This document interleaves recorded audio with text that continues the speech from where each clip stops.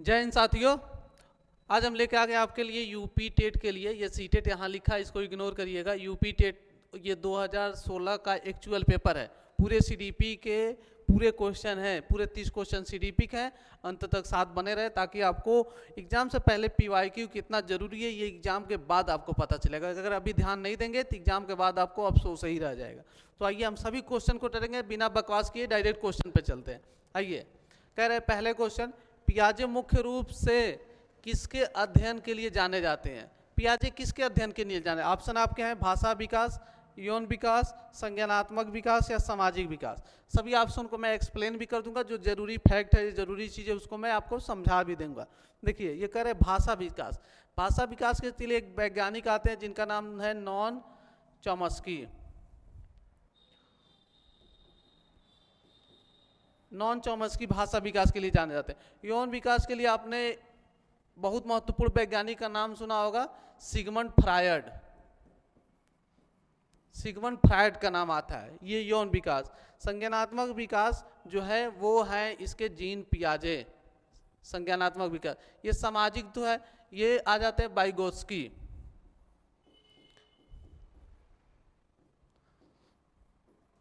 Vygotsky. तो ये भाषा विकास नॉन चॉम्स्की, यौन विकास ये सिगमंड फ्रायड, संज्ञानात्मक विकास के आ जाते हैं जीन पियाजे, और सामाजिक विकास के हैं वाइगोत्स्की। तो ये सारे आंसर, ये ऑप्शन नंबर सी इसका राइट आंसर है। चलिए अगले क्वेश्चन की तरफ चलते हैं। क्वेश्चन नंबर 2 है, कह रहा है कि जब मानव शरीर के एक भाग को दिए गए प्रशिक्षण का अंतरण दूसरे भाग में हो जाता है तो इसे कहते हैं, क्या कहते हैं? मतलब एक हिस्से में कोई अंतरण दिया गया, मतलब एक चीज से, एक हिस्से से कोई चीज सीखे हुए हैं और दूसरे चीज में उसका उपयोग करना है, दूसरे भाग में हो जाता है, दूसरे भाग में हो जाता है तो इसे क्या कहते हैं? ऊर्ध्व अस्तरण या क्षैतिज अंतरण या फिर द्विपार्श्विक अंतरण या फिर उपर्युक्त में से कोई नहीं। तो देखिए, ये ऊर्ध्व है कि जब आप कोई एक चीज सीखे हैं, आप दूसरी चीज उसी के चलते सीख लिए, जैसे ऊर्ध्व अंतरण होता है। जैसे आपने साइकिल चलाना सीखा है, उसी के साथ साथ आपने बाइक चलाना सीख गया, तो वो ऊर्ध्व अंतरण है, वर्टिकल ट्रांसफर। ये क्षैतिज अंतरण तब होता है कि जब आप चीज कोई जिसे मैच हो। द्विपार्श्विक वो होता है जो आप किसी एक हिस्से में सीखे हुए हैं। जैसे मैंने लिखना ये राइट हैंड से सीखा हुआ है और फिर मैं कभी कभी जानता हूं कि लिखना मुझे आता है, तो मैं इसी को मान के चलिए कि लेफ्ट हैंड से लिखना शुरू कर देता हूं। लिख लिया, क्योंकि लिखना ही सीखना है तो मैं एक हाथ से उसी का दूसरे हाथ से उपयोग कर ले रहा हूं एक भाग से। तो ये द्विपार्श्विक अंतरण होता है। ये ऑप्शन नंबर सी इसका राइट आंसर हो जाता है। इस सवाल का ऑप्शन नंबर सी सही है, इसको मार्क कर लीजिए। चलिए अगले आंसर क्वेश्चन की तरफ चलते हैं। क्वेश्चन नंबर 3 है, ये कह रहा है कि दिए गए प्राप्तांकों के समूह में से जो प्राप्तांक बहुधा सबसे अधिक बार आता है उसे कहते हैं। देखिए, ये थोड़ा मैथ के क्वेश्चन जैसा कह रहा है कि मतलब एक डाटा आपको दिया गया है, जैसे मैंने लिख दिया एग्जांपल के तौर पे, मान लीजिए 2 4 5 8 2 7 2। तो इसमें कौन सा कह रहा है कि बहुधा बार आता है? मान लीजिए 2 यहाँ भी है, 2 यहाँ भी है, 2 यहाँ भी है, कई बार आया है, उसी को बहुधा बार कह कई बार आया है। तो इसको क्या बोलते हैं? तो आपने जब भी कभी 5th से ऊपर के मैथ पढ़े होंगे तो उसमें एक चीज आता है बहुलक। तो इसको हम बहुलक बोलते हैं। अब देखिए, बहुलक पहला ही ऑप्शन है, जो अधिक बार आता है वो बहुलक होता है, जिसको इंग्लिश में मोड कहते हैं। माध्यमान आप लोग जानते हैं कि मीन होता है, जो हमको एक सूत्र द्वारा निकालना चाहते हैं। ये माध्यक है या इसको माध्यिका कह देते हैं। ये माध्यमान को औसत भी कई बार कह देते हैं। तो ये यहाँ नहीं पूछ रहा है। मानक विचलन तो आप लोग निकालना पड़ता है, मानक विचलन। तो इसका ऑप्शन ये सही है। तो अब ये सवाल भी देख रहे हैं कि कैसे सवाल यूपी टेट में पूछे जा रहे हैं। आपको सवालों का अंदाजा ही होता है पीवाईक्यू करने। क्रिया प्रसूत अनुकूलन सिद्धांत का प्रतिपादन किसने किया था, किस वैज्ञानिक ने? तो देखिए, ऑप्शन ए है, दिया है पावलोव। पावलोव तो क्लासिकल थ्योरी दिए थे या शास्त्रीय? शास्त्रीय, थोड़ा सा देख लीजिएगा, शास्त्रीय अनुबंधन। शास्त्रीय अनुबंधन क्लासिकल थ्योरी का दिए थे। ये तो स्किनर जो क्रिया प्रसूत है, ये स्किनर की है। क्रिया प्रसूत। कह रहे थार्नडाइक, थार्नडाइक ने क्या दिया था, तो ये ट्रायल एंड एरर,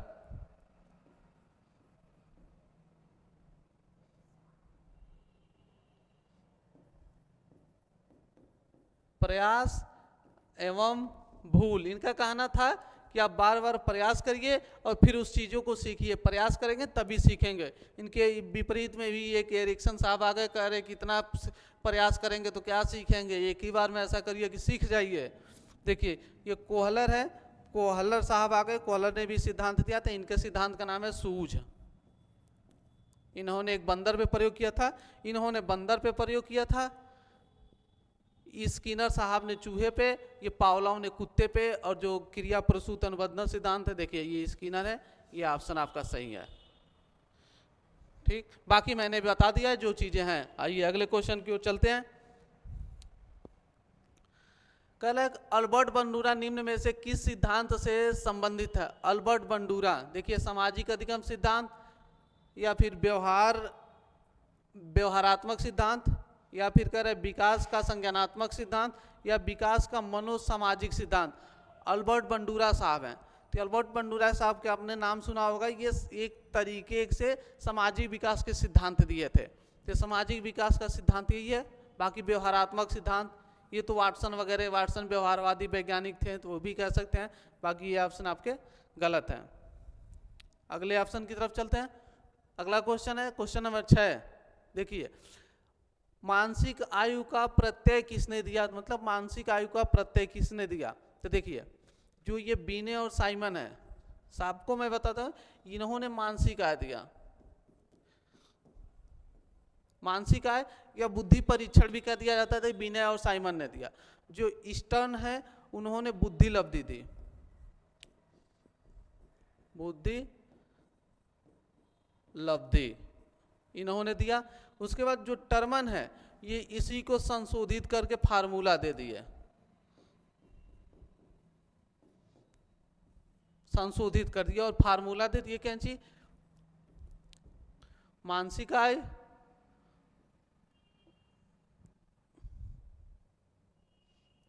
यहाँ आपका वास्तविक आय रियल एज लिख दिए गुणे 100, ये फार्मूला आके दे दिया जिससे हम बुद्धि लब्धि निकालते हैं। तो यहाँ जो पूछ रहा है कि मानसिक आयु को पढ़ता, तो ये सही हो जाएंगे, बाकी लोग गलत हो जाएंगे। चलिए अगले सवाल की ओर चलते हैं। कह रहे हैं से कौन सा सीखने का नियम नहीं है, सीखने का नियम नहीं है। और सीखने के नियम किसने दिया था, तो सीखने का जो नियम दिए थे वो थार्नडाइक ने। कौन कौन से, कई बार मैंने आपको यहाँ भी अगले जब पिछले साल के पीवाई की करा, मैंने पूरा पीवाई की आपको कराया एकदम साल वाइज। 19 का भी कराया है, 18 का भी कराया है, 17 का भी कराया है, ये आज ये 16 का है, 2016 में जो पूछा है। तो थार्नडाइक ने 3 ही दिया है। कौन सा जो है, एक मिनट,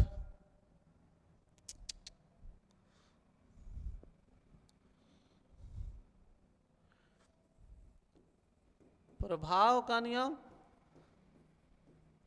तत्परता का नियम और अभ्यास का नियम।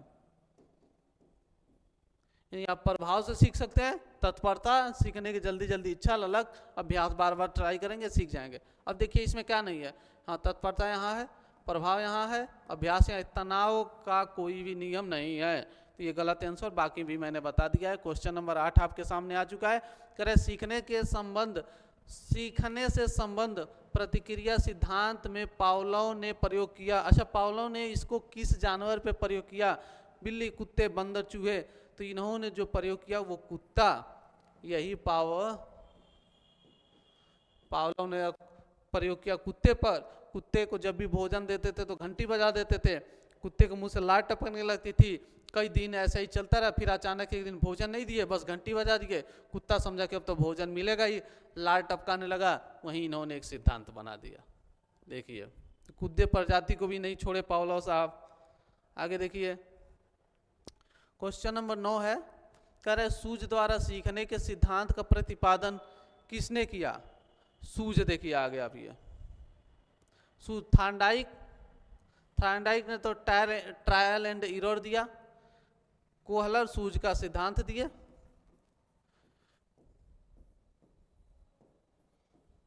सूझ का सिद्धांत। कोलर भाई साहब ने दिया।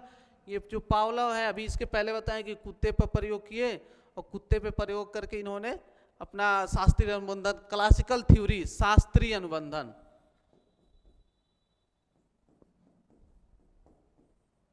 शास्त्रीय अनुबंधन,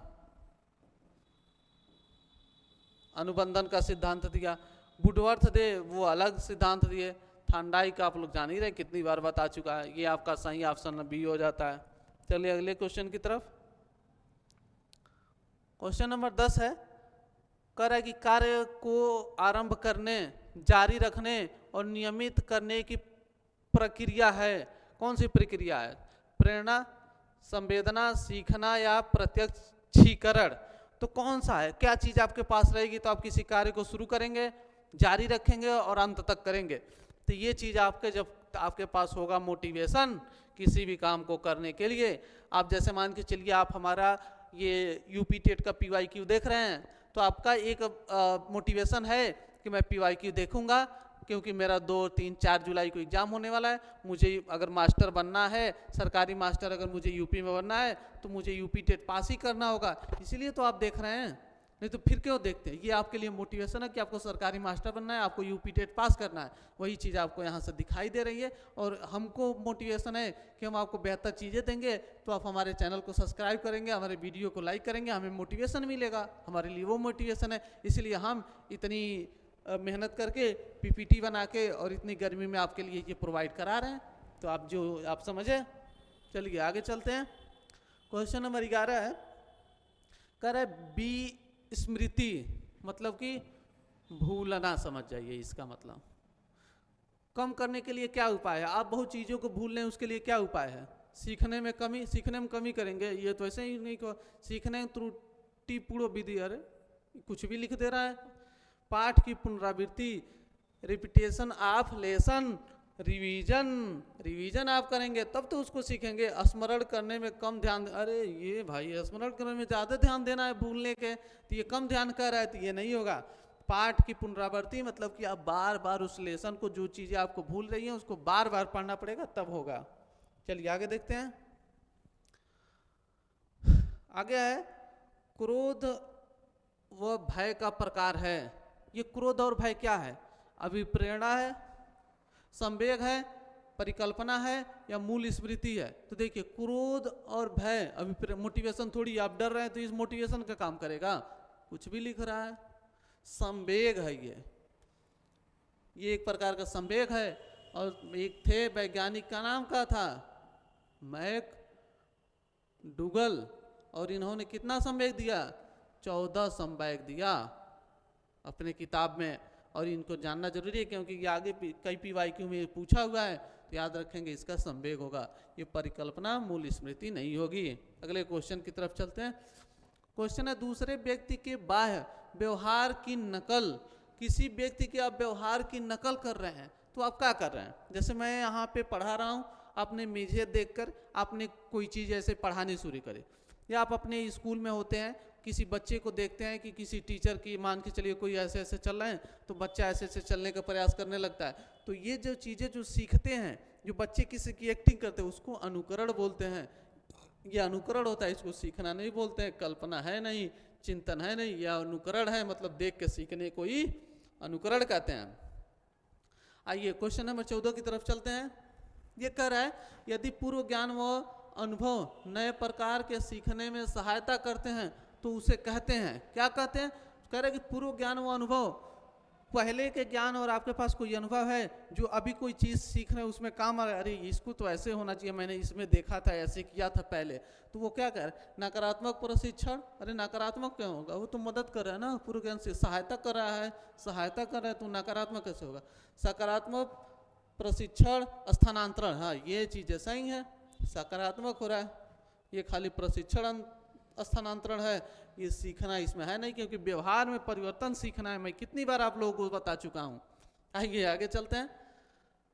क्वेश्चन नंबर 15 है, सीखी हुई बात को स्मरण रखने और पुनः स्मरण करने की असफलता। सफलता नहीं, असफलता कह रहा है कि असफलता को कहते हैं, क्या कहते हैं? कल्पना, कल्पना होगा ना। स्मृति ये तो याद करने को कहते हैं, ये तो स्मरण मतलब याद करने में ये असफल है, उसको कह रहा है। विस्मृति कहते हैं, मतलब इसको भूलना कहते हैं, फॉरगेटिंग होता है ये। तो ये सही ऑप्शन हो गया। चलिए आगे, क्वेश्चन नंबर 16 है, कह रहा है कि टर्मन के अनुसार 90 से 100 बुद्धि लब्धि वाले बालक माने जाते हैं। तो बुद्धि लब्धि होती है अगर कोई बच्चा 90 से लेके 100 है या 91 से 100 कह दिया जाए तो इसको कहते हैं सामान्य। सामान्य आईक्यू वाला बालक है वो, मतलब उसके अंदर मिडिल वाला, मतलब मध्यम सामान्य है, उसका नहीं आईक्यू बहुत ज़्यादा है नहीं कम है, ना ज़्यादा ना कम है, ये सामान्य है। अगर इसके ऊपर किसी का होता है 80 से मान के चलिए 90 होता है तो वो कम हो जाता है। कम में भी बहुत सारे नियम आते हैं कि मंद बुद्धि, ये कम नहीं कह सकते, मंद कह सकते हैं। उसके बाद क्षीण बुद्धि आती है, जड़ बुद्धि आती है सबसे नीचे। अगर इससे मान के चले अधिक हो रहा है, 130 प्लस की तरफ जा रहा है आईक्यू, तो उसको हम कहते हैं प्रतिभाशाली। वो प्रतिभाशाली बालक में गिनती होती है उसकी। ये चीज याद रखेंगे, बुद्धि लब्धि याद कर लेंगे। 2 सवाल हो गए बुद्धि लब्धि से। आगे देखिए, हाल का सिद्धांत इनमें से किसकी व्याख्या कर? हाल बस लिखा है लेकिन आपको समझना पड़ेगा। स्टेनले या स्टेनली हॉल की ये बात हो रही है। स्टेनली वाली बुद्धि की मतलब किसकी व्याख्या करता है? बुद्धि की प्रकृति, अधिगम में अभिप्रेरणा की भूमिका, मूल्यों के विकार या किशोरावस्था का विकास। देखिए स्टेनले हॉल ये करते हैं किशोरावस्था, ये चीज़ें गलती हैं। स्टेनले हॉल ने किशोरा को बल, प्रभाव, तनाव, भूकंप, भूडाल सबकी अवस्था कहा था, क्योंकि इसमें इन्होंने एक किताब भी लिखी थी जिसका नाम था एडोलसेंस, किशोरावस्था। एडोलसेंस इनके बुक का नाम है। बुक का नाम याद रखेंगे कि स्टेनले हॉल का एक बुक है जिसका नाम है एडोलसेंस, किशोरावस्था। ये भी पूछा गया है पिछले सालों में। आइए आगे, क्वेश्चन नंबर 18 है, कह रहा है कि मानव व्यक्तित्व के मनोलैंगिक विकास को निम्न में से किसने महत्व दिया था?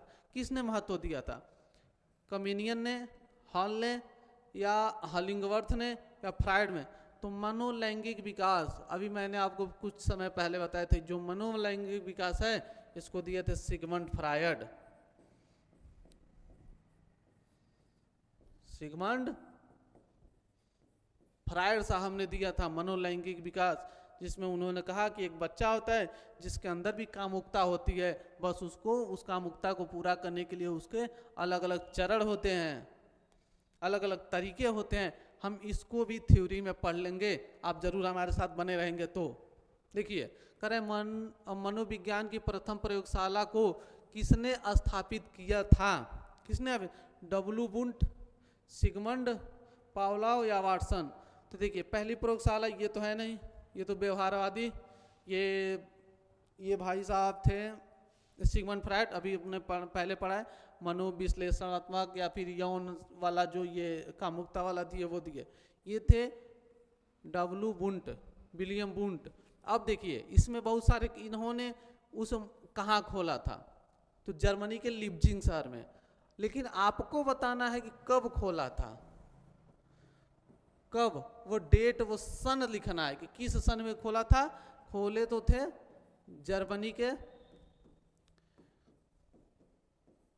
लिप्जिंग शहर में, लेकिन कब खोला था ये आपको बताना है, कमेंट बॉक्स में बताना है। देखते हैं किसका जवाब सही आता है। अगले वीडियो में हम लोग उसका नाम बताएं कि हाँ इन्होंने सही जवाब दिया था। ये करेक्ट, गेस्टाल्ट मनोविज्ञान की आधारशिला किसने रखी? गेस्टाल्टवाद। इसमें पीछे इसके जोड़ लीजिएगा, वाद, गेस्टाल्टवाद। और ये थे फ्रेंच नहीं थे, ये एडगर रूबिन नहीं थे, कर्ट लेविन नहीं थे। कर्ट लेविन तो क्षेत्र सिद्धांत से हो गए। ये थे मैक्स वर्दीमर, कई जगह वर्दाइमर लिखा रहता है, तो आपको ये ध्यान रखना है कि वर्दीमर लिखे या वर्दाइमर लिखे, वो चीज़ें समझ जानी है। क्वेश्चन नंबर 21 है, करे संघनन, ये इसको करेक्ट कर लेंगे, ये संघनन है। संघनन सिद्धांत निम्न में से किससे संबंधित है? अधिगम, अभिप्रेरणा, स्मृति या फिर सृजनात्मकता? ये जो संघनन सिद्धांत है ये संबंधित है स्मृति से।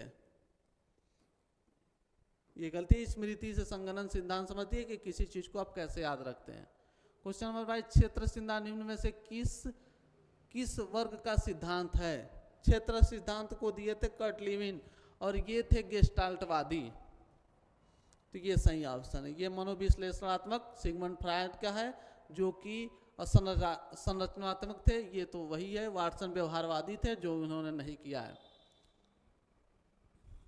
आगे देखिए, अब आपको बस बचा है 7 क्वेश्चन। बैटरी का प्रयोग निम्न में से किसके मापन हेतु किया जाता है? बैटरी मतलब ये कह रहा है कि बस बैटरी नहीं कर रहा है, ये कह रहा है भाटिया बैटरी। भाटिया बैटरी कह रहा है कि भाटिया बैटरी जो है इसको किसने, मतलब किस चीज का मापन करता है? तो ये मापन करता है बुद्धि का। अब डीएलएड किए होंगे उसमें ये भाटिया बैटरी आते हैं। आगे देखिए, अभिक्रमायोजित अधिगम का प्रत्यय किसने दिया? अभिक्रमायोजित अधिगम का एक प्रत्यय है जिसको दिए थे स्किनर ने। अभिक्रमायोजित मतलब क्रम से होता है, तो इसको दिए थे स्किनर भाई साहब ने। ये सही ऑप्शन है, टिक कर लीजिएगा। आगे चलते हैं, थोड़ा सा फास्ट चलेंगे क्योंकि समय ज़्यादा लग रहा है। क्वेश्चन नंबर 25 है, कह रहा है कि व्यवहारिक क्षमताओं में वह सापेक्ष अस्थायी परिवर्तन जो प्रचलित अभ्यास का परिमाण होता है उसे क्या कहते हैं? व्यवहारिक क्षमताओं में वह सापेक्ष अस्थायी परिवर्तन जो प्रचलित अभ्यास का परिणाम होता है उसे हम क्या कहते हैं? तो उसे हम अधिगम कहते हैं। आपके व्यवहार में जहाँ परिवर्तन हो गया वो सब अधिगम है। आगे चलिए, 26 है, संज्ञान किस बुद्धि के सिद्धांत का हिस्सा है? संज्ञान किस बुद्धि का सिद्धांत का हिस्सा है? तो ये प्रतिदर्श नहीं है, समूह कारक सिद्धांत नहीं है, ये गिलफोर्ड है। त्रिआयामी बुद्धि गिलफोर्ड ने दिया था, त्रिआयामी बुद्धि दिए थे, उसी का ये पार्ट है। ठीक। क्वेश्चन नंबर 27, 8 वर्ष के सुधीर की मानसिक आयु। चलिए ये देखिए, आईक्यू का सवाल फिर से आ गया। अभी आईक्यू के सवाल, 8 वर्ष के सुधीर की मानसिक आयु 10 वर्ष है, उसकी बुद्धि लब्धि किस? 8 वर्ष के सुधीर की मानसिक आयु 10 वर्ष है। अच्छा ये 10 वर्ष है, उसकी बुद्धि लब्धि कितनी है? देखिए ये 8 है, ये 10 है। अब देखिए हमको लिखना है पहले मानसिक आयु, आईक्यू निकालने के लिए आईक्यू इक्वल टू मानसिक आयु अपान जो उसकी वास्तविक आयु है उसको लिखना है और गुणे 100 से गुणा कर देना। अब चलिए हम इस सवाल को लगा लेते हैं। मानसिक आयु कर 8 वर्ष के सुधीर की मानसिक आयु 10 वर्ष है। मानसिक आयु 10 वर्ष है तो हमने 10 रख दिया ऊपर। वास्तविक आयु 8 वर्ष के सुधीर, 8 वर्ष का सुधीर है तो उसकी वास्तविक आयु जो है वो 8 वर्ष ही है, तो 8 वर्ष। मानसिक आयु 10 वर्ष, 10 वास्तविक आयु 8 वर्ष, 8 और गुणे 100। अब देखिए इसको हम क्रॉस करेंगे। अब देखिए काटते हैं तो ये कटेगा 4 दूना 8, इसको 4 से कटे देंगे तो 25 चौको 100, ये 2 से कटेगा, ये 2 पचे 10, 25 और 5 बना गुणे में है तो 25 पचे 125। आईक्यू कितना निकल गया सुधीर का? 125। तो देख लो भाई सुधीर, तुम्हारी आईक्यू कितनी आई? 125। नाम भी लिख देते हैं, ये है सुधीर भाई साहब। एक मेरा मित्र भी है सुधीर जो अभी यूपी पुलिस में है, तो ये इनकी आयु निकल के आई 125, मतलब कि, और आईक्यू जो है 90 से लेके 110 तक है, तो वो किस में आता है? वो आते हैं सामान्य बुद्धि, मतलब ये सुधीर अच्छा लड़का है, 125 इसकी बुद्धि लब्धि है, यानी अच्छा लड़का है, यानी उसकी आईक्यू तेज है, इसीलिए वो सिलेक्ट हो चुका है। चलिए आगे बढ़ते हैं, इसको एक्सप्लेन काफी ज्यादा हो गया। क्वेश्चन नंबर 28, संवेग का कौन सा सिद्धांत इस विचार को मानता है कि संवेगात्मक अनुभव संवेगात्मक व्यवहार पर आधारित है? ठीक, कौन मानता है? ये देखिए जेम्स लैंग का सिद्धांत, जेम्स लैंग, या हाइपोटोल्सिक सिद्धांत, सक्रियता सिद्धांत, या अभिप्रेरणा सिद्धांत। ये मैं आपको देता हूँ HW में, एक क्वेश्चन डेली हम लोग देते हैं, तो ये आपको रहेगा HW।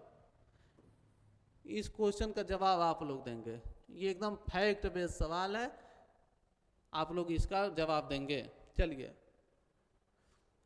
29 सवाल चले, किसी इच्छा या आवश्यकता में रुकावट पड़ने पर उसमें उत्पन्न होने वाला सांवेगिक तनाव क्या है?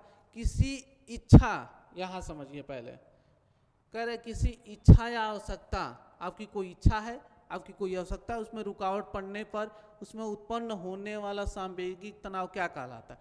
जब उसका आपकी इच्छा है कि मैं यूपी टेट पास हो जाऊं, आपकी इच्छा है कि मैं सी टेट पास हो जाऊं, लेकिन आप रुकावट पड़ गई उसमें, आप पास नहीं हो पाए। क्यों? क्योंकि आपने पढ़ाई नहीं किया, आपने हमारे लेक्चर नहीं देखा, आपने हमने जो स्ट्रेटजी बताई थी 20 देने के लिए आपने वो देखा नहीं, तो आप मान के चलिए कि उसमें आपके पास होने में रुकावट आ गई। अब उससे आपके सांवेगिक तनाव होगा, बहुत टेंशन होगा कि 2000 भर के फार्म, 2000 लगा के फार्म भरे थे, घर वालों से कह दिए थे पास हो जाएंगे, पास नहीं हो पाए, हमारा साथी जो है, हमारा जो है वो पास हो गया, हमारा साथिनी जो है वो भी पास हो गई, हम पास नहीं हो पाए, तो अब हमारा क्या होगा? अब इस चीज़ को आप जितना ही सोचेंगे तो क्या होगा? द्वंद्व होगा। द्वंद्व मतलब होता है कि दो कोई भी राय है जिसमें से आप ले नहीं पा रहे हैं कि आप पहले सी टेट पास करेंगे, कहीं पहले यूपी टेट का पास करें, अगर ये आपके सामने आ रहे तो आप धर्म संकट में पड़ गए और निर्णय नहीं ले पाएंगे, उसको हम लोग द्वंद्व कहते हैं। मतलब दो विचारों के बीच में फंस जाना ही द्वंद्व होता है। उसके बाद देखिए चिंता तो आपको होगी ही, लेकिन चिंता किस बात की है? दो इच्छा और आवश्यकता में रुकावट पड़ी है। तनाव तो ये होगा ही, लेकिन इससे मतलब नहीं है। आपको कुंठा होगी, फ्रस्ट्रेशन होगा, आपको चिड़चिड़ापन होगा, कह रहे नहीं हो पाए, ये फ्रस्ट्रेशन होगी, कुंठा होगी, तो ये उसका जवाब कुंठा सही है। आइए लास्ट सवाल की तरफ चलते हैं, आज का ये अंतिम सवाल है। कह रहा है कि कोहलबर्ग का सिद्धांत निम्न से किस विकास से संबंधित है? कोहलबर्ग भाषा विकास हमने बताया नॉन चोम्स्की, सामाजिक विकास, ये सामाजिक विकास के लिए है वाइगोस्की, नैतिक विकास के लिए है कोहलबर्ग। कोहलर और कोहलबर्ग दो वैज्ञानिक है, ध्यान देंगे, तो ये नैतिक विकास, शारीरिक विकास के लिए नहीं है, तो ये 3 ऑप्शन से गलत होते हैं, या ऑप्शन आपका सही हो जाता है। ये आज के 30 क्वेश्चन कंप्लीट हो गई। ये सब PYQ था, कब का? 2016 में पूछा गया हुआ है, आप एकदम डायरेक्ट पेपर देख सकते हैं, हमने सभी प्रश्नों का कराया, एक प्रश्न आपके लिए छोड़े हैं, आप उसका जवाब देंगे। आपको वीडियो देखने के लिए बहुत बहुत धन्यवाद। आप यहाँ तक रुक गए तो हमारे चैनल को सब्सक्राइब कर लेंगे, ताकि आगे आपको हम ऐसे ही कराते रहें। जो भी और 4 या 5, हमको लगता है 4 या 5 पेपर बचे होंगे, वो भी आप लोगों को हम यहाँ सॉल्व करा देंगे, ताकि आपके बेहतर तैयारी हो सके। बाकी जो हमारी प्लेलिस्ट बन गई है ये PYQ सीरीज की, तो आप सभी क्वेश्चन देख, अब मुझे नहीं लगता कि आप सभी क्वेश्चन जब PYQ देख के जाएंगे, अब तक 2011 से 2021 तक जो भी पेपर हुए हैं, तो आप फेल कहाँ होंगे, आप रुकेंगे कहाँ? तो सभी देख के जाइएगा। और बाकी कोई आपको सलाह चाहिए कैसे तैयारी करें, कोई दिक्कत है तो आप हमसे कमेंट बॉक्स में पूछ देंगे, हम उसका जवाब एकदम पोलाइटली आपको दे दिया जाएगा। ठीक है, वीडियो देखने के लिए आपको बहुत बहुत धन्यवाद। जय हिंद, धन्यवाद।